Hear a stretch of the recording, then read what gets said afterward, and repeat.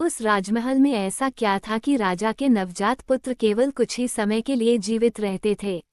रानी को जब सच का पता चला तो उसने राजा किशनराज एक बहुत बड़े साम्राज्य के राजा थे, उन्होंने अपना राज्य बड़ी कुशलतापूर्वक चलाया। लेकिन शायद होनी को कुछ और ही स्वीकार था। राजा किशनराज का निधन आकस्मिक हो गया, तो उनके एकलौते पुत्र सभ्यराज को उनकी गद्दी दी गई। नौजवान राजा आखिर था तो किशनराज का ही पुत्र, वो भी अपने पिता की तरह बहुत ही प्रतिभाशाली था। उसने कुछ ही समय में राज्य की सारी बागडोर अच्छे से संभाल ली। राजा की मां यानी किशनराज की पत्नी पहले ही स्वर्ग सिधार चुकी थी। राजा अपने पिता की एकलौती संतान था और अब उनके माता और पिता दोनों ही नहीं थे। समय समय पर राजा का राज्य के सबसे पुराने और वफादार मंत्री काशीराम मार्गदर्शन किया करते थे और राजा अपने राज्य के सबसे पुराने मंत्री काशीराम को ही सब कुछ मानता था। एक दिन काशीराम ने राजा को अब विवाह करने की सलाह दी। राजा को उन्होंने पास के राज्य की राजकुमारी प्रेरणा के बारे में बताया। कहा कि प्रेरणा बहुत ही गुणवती और संस्कारी है, साथ ही समझदार भी, आपके साथ इस राज्य को चलाने में भी आपको बहुत सहयोग करेगी। राजा ने पहले कुछ समय तक मना किया, लेकिन लड़की और उनके परिवार के बारे में सुनकर राजा ने उनकी बात मान ली। राजकुमारी और उनके परिवार वाले पहले ही राजा से बहुत प्रभावित थे, इसलिए वो विवाह के लिए तैयार थे। आखिरी ऐसे राजा से शादी कौन नहीं करना चाहेगा।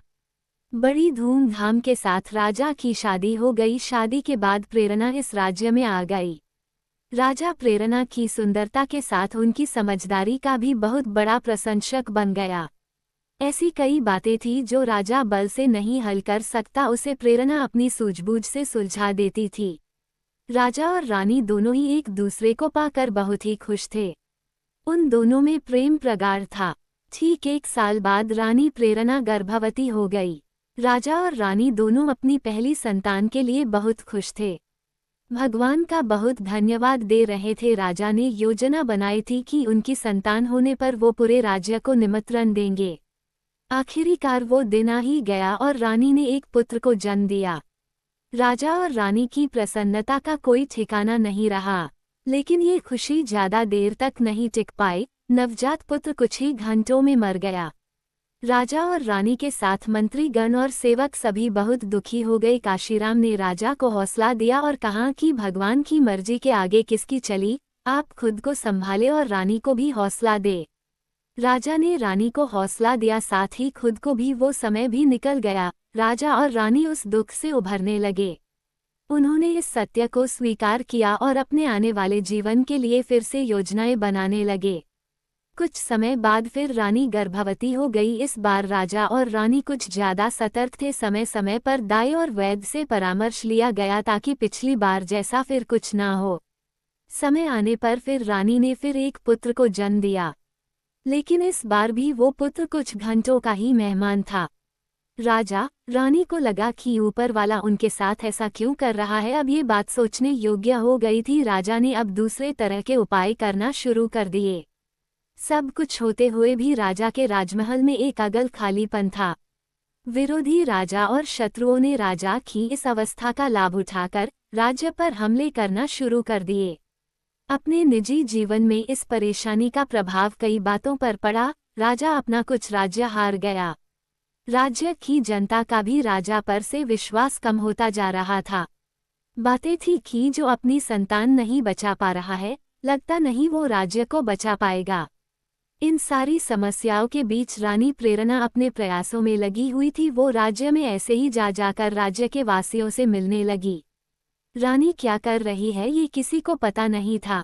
फिर करीब 6 महीने बाद वो राजा को बोली कि अब हमारी संतान की मृत्यु नहीं होगी, लेकिन उसके लिए आपको मेरी बात मानना पड़ेगी। राजा पहले ही जानता था कि रानी बुद्धिमान है और कहना मानना हमेशा ही उनके लिए अच्छा रहा है, इसलिए राजा झट से हाँ बोलते हुए बोला कि हाँ, आप जो बोले, जैसा बोले वैसा ही होगा। बताइए। रानी बोली, आज रात के बाद मैं अज्ञात जगह चली जाऊंगी और संतान प्राप्ति के बाद में उचित समय पर वापस आ जाऊंगी। आप मुझे ढूंढने का प्रयास मत कीजिएगा। राजा बोला, अज्ञात? यह आप क्या कर रही है? आप रानी होकर ऐसी बातें कर रही है, आप कहाँ रहेगी?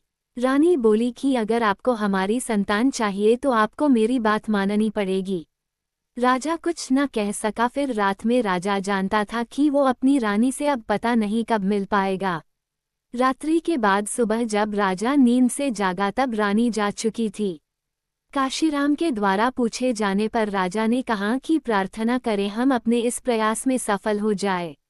राजा को भरोसा था कि रानी जहां भी होंगी वो इतनी बुद्धिमान और समझदार है कि परिस्थितियों का सामना कर सकती है। साथ ही उसे ये भी विश्वास था कि रानी जो बोल के गई है वैसा ही होगा। उनकी संतान इस बार जीवित रहेगी, इसलिए राजा अब अपने विरोधियों से निपटने लगा। वो अब विश्वास से भरा था, जिसके कारण उसे इसके अच्छे परिणाम मिल रहे थे। फिर एक दिन अचानक लगभग 10 माह बाद ही एक सुबह रानी गोदी में बच्चा लिए आए। पुत्र था करीब 1 माह का। राजा की खुशी का ठिकाना नहीं रहा। राज्य भी उसने सभी को निमंत्रण भिजवा दिया गया। राजा ने रानी को धन्यवाद दिया, कहा यह आपने कैसे किया और हमसे क्या गलती हो रही थी। रानी बोली उचित समय पर आपको बता दूंगी। राजा अपने महल में नए मेहमान नन्हे राजकुमार के साथ बहुत खुशी खुशी जीवन व्यापन करने लगा। साथ ही राजा के राज्य का विस्तार होने लगा। लेकिन पुत्र के आने के बाद रानी में बहुत सारे बदलाव हुए। रानी अब पहले जैसी नहीं रही थी, ऐसा सोचना राजा का था। रानी राजा को अपने समीप भी नहीं आने देती थी। कुछ न कुछ कारण बताकर टाल देती थी। राजा के द्वारा पूछे जाने पर रानी कहती कि आपने कहा था जो मैं कहूंगी आप मानेंगे। ये भी हमारे पुत्र के जीवन लिए आवश्यक है। राजा का पुत्र अब 2 साल का हो गया। रानी का समीप न आने का प्रतिबंध अभी भी राजा के लिए वैसा का वैसा ही था। इतने समय के प्रतिबंध के चलते अब राजा के मन में कई विचार घर बनाने लगे। फिर एक दिन राजा को इस विचार ने पकड़ लिया कि शायद ये पुत्र उसका नहीं है, कमी शायद उसी में थी। रानी को ये पता चल गया, इसलिए रानी अब उसे अपने पास नहीं आने देती। अब उसे यह विचार हमेशा सताने लगा। अब हर बात और हंसने में वो अपने को अपमानित मान रहा था। राजा ने एक दिन रानी को पूछा कि आपने कहा था कि ये बच्चा कैसे जीवित रहा, आप बताएगी। रानी फिर बोली महाराज उचित समय आने दीजिए। राजा क्रोध में आ गया, बोला मैं कई दिनों आपके व्यवहार को देख रहा हूँ, आप कुछ बहुत ही बड़ी बात छिपा रही है। ये बच्चा किसका है, आप हमें सच बता दीजिए, हम आपको क्षमा कर देंगे। रानी को राजा के इस तरह के बर्ताव से अचरज हुआ। उन्होंने बोला ये बच्चा हमारा है, आप कैसी बातें कर रहे हैं। राजा बोला कि अगर आपने झूठ बोला या हमसे कुछ छिपाया जो हमें कहीं और से पता चला तो आपको और बच्चे को दोनों को दंड मिलेगा।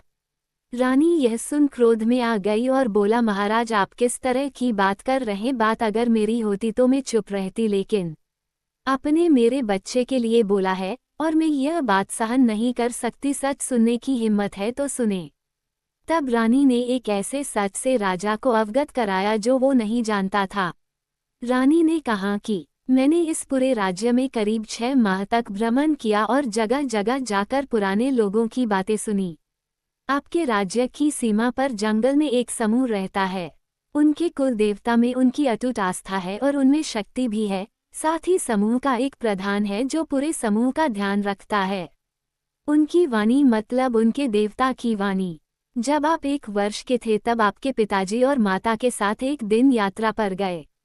बगी से यात्रा करते समय उस समूह की एक महिला जो गर्भवती थी बगी से टकराकर मृत्यु को प्राप्त हो गई, जिसके परिणाम स्वरूप उन्हें प्रधान ने श्राप दिया कि अब से उनका वंश आगे नहीं बढ़ेगा।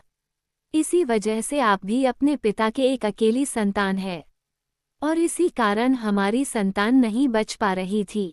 आपके यहाँ से जाने के बाद में वहाँ उन लोगों के साथ रही। शुरू में उन लोगों को मुझ पर क्रोध था, लेकिन फिर वो मेरी आस्था देखकर पिघलने लगे। मैंने देवता से प्रार्थना याचना की, लेकिन एक बार तीर कमान से निकल गया तो वापस नहीं आता।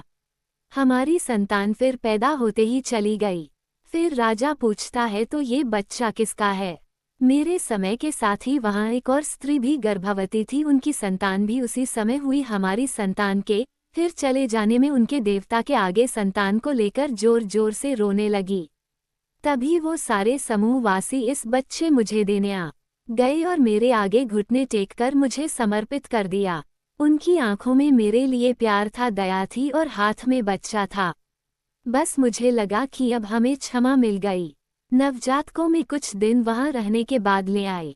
आप अपना बच्चा न होने से कितने दुखी थे। उन लोगों की दया और महानता देखो, एक राजा को उन्होंने अपना बच्चा दे दिया, वो भी उस राजा को, पुत्र को जिसने उन्हें चोट पहुंचाई थी।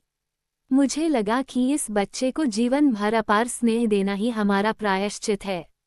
राजा ये सब सुनकर कुछ बोलने लायक नहीं रहा, खुद को कोसने लगा।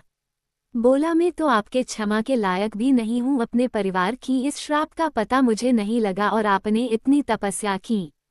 मैंने आपसे विवाह करके आपके साथ अच्छा नहीं किया, मुझे क्षमा करें। रानी ने कहा कि शायद मेरे द्वारा ही इसका पता लगाया जा सकता था, भगवान मुझे आपके पास ले आए। फिर राजा भी रानी के साथ वहां उन सभी से भेंट करने और क्षमा मांगने गया और उनकी दया को स्वीकार करते हुए उस बच्चे को बहुत स्नेह करने लगा।